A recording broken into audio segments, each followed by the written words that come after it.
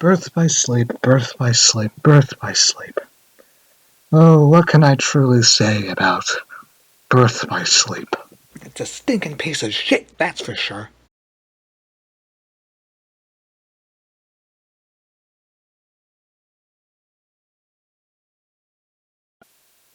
Okay, so where do I really start here? Well, Birth by Sleep was a game that was made by Square Enix in 2010, originally for the PSP. Now, as of right now, I'm currently reviewing the 2.5 version for the PS3, and honestly, it is probably the first game that I got with my own personal money. However, I will say that I was not really planning on playing through this game and automatically hating it.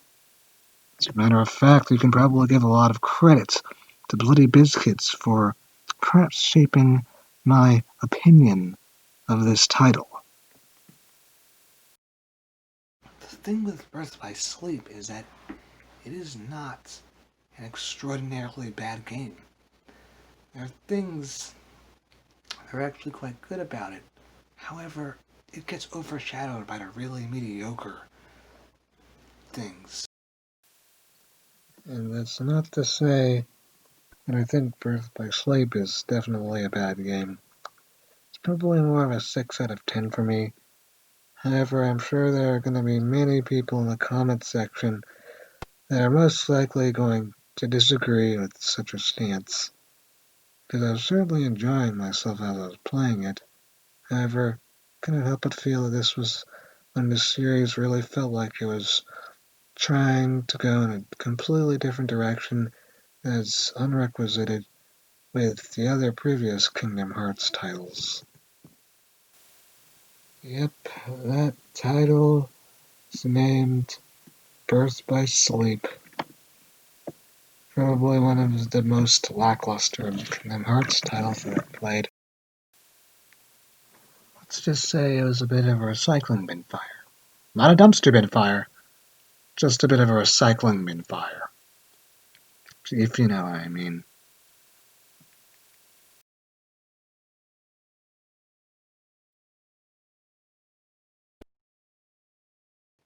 So, this begins our journey through probably one of the most controversial Kingdom Hearts games, Kingdom Hearts Birth by Sleep.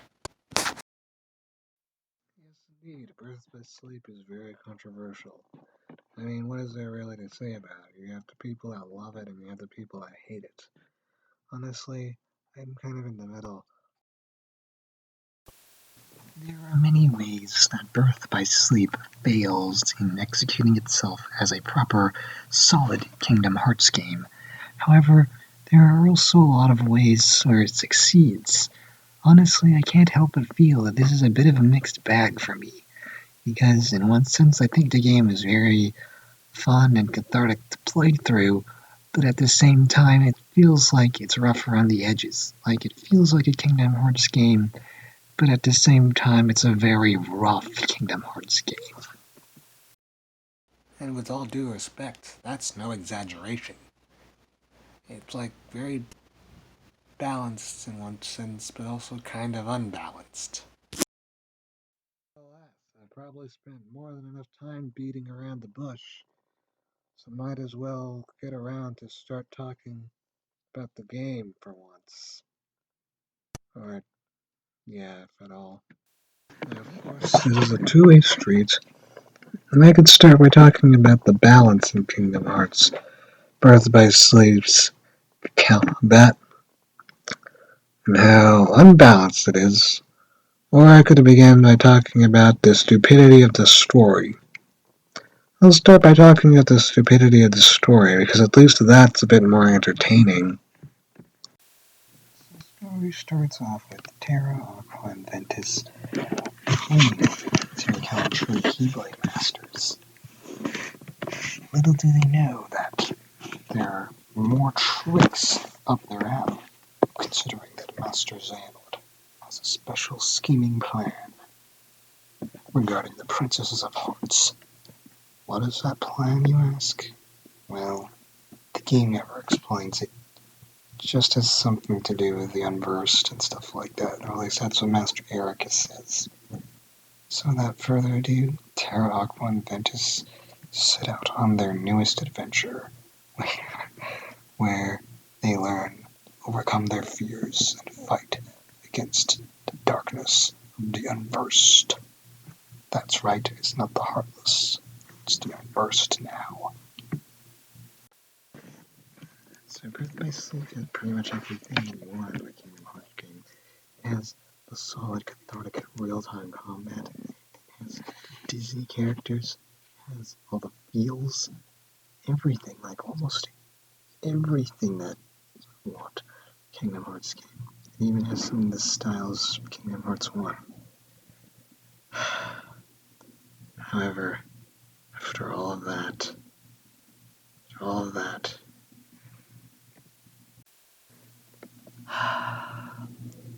it wasn't enough to save the game from being an absolutely atrocious, economically failing disaster of a project. Birth by Sleep probably is one of the worst stories I've ever heard of. Basically focuses on 3 characters that travel around different Disney worlds, and then, I guess each character learns, a lesson. Terra kind of learns that he needs to resist the darkness inside of him when he's up against Hades, and that there are all these friends looking out for him. I don't know, it's always really vague.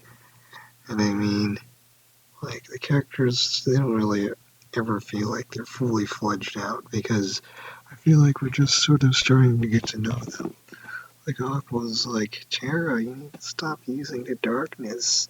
And Terra's he just gets really pissed off all of a sudden. And Ventus is like, do you even hear yourself, Aqua? Do you even hear what you're saying?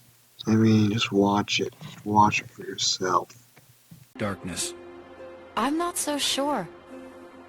I've been to the same worlds as you, and I've seen what you've done. You shouldn't put yourself so close to the darkness. Listen to yourself, Aqua. Terra would never... You mean you've been spying on me? Is that what he said to do? The Master's orders? He was only... Aqua?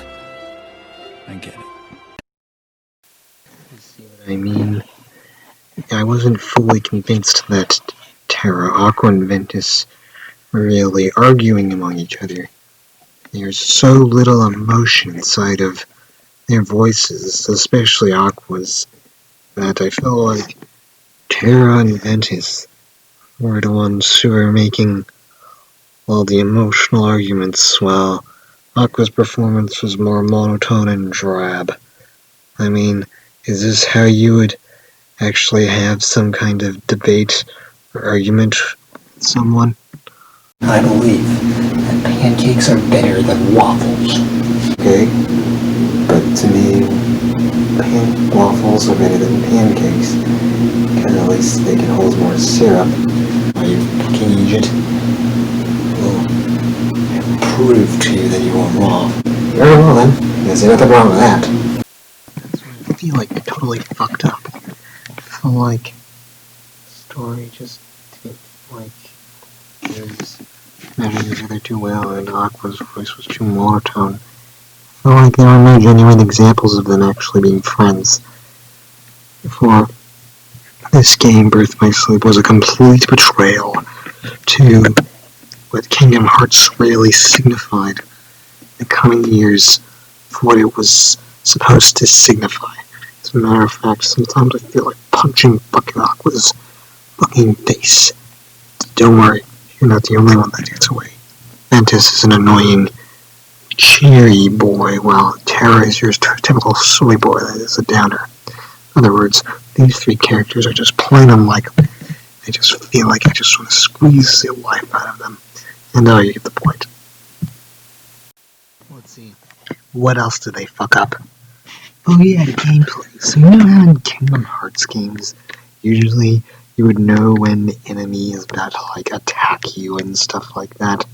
So in Kingdom Hearts 2, I always feel like there was a proper tell in order to see when the enemy was going to attack.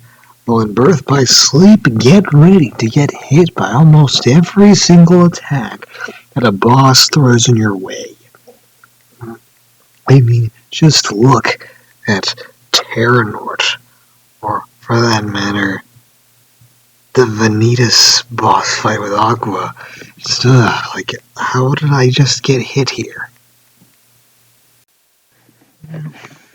I could go on this rant for eons upon eons, but allow me to ejaculate my opinion. Despite the fact that I think all of this shit, I will go to the point to say that I think Birth by Sleep is actually a very fun Kingdom Hearts game. Maybe not as good as 1, or for that matter 2, but overall, I can't help but say that I think it is quite enjoyable to play, despite its flaws. So, I will give it a plus, that there are still some fun things to be had. It's just that there's shit in the game that's really makes it mediocre. And yet, despite that mediocrity, it really isn't as bad as some other guys make it out to be. Bloody biscuits. So in that case, I would highly recommend Birth by Sleep despite its flaws. At least an avid Kingdom Hearts fan would most likely find a ton of fun playing through Birth by Sleep.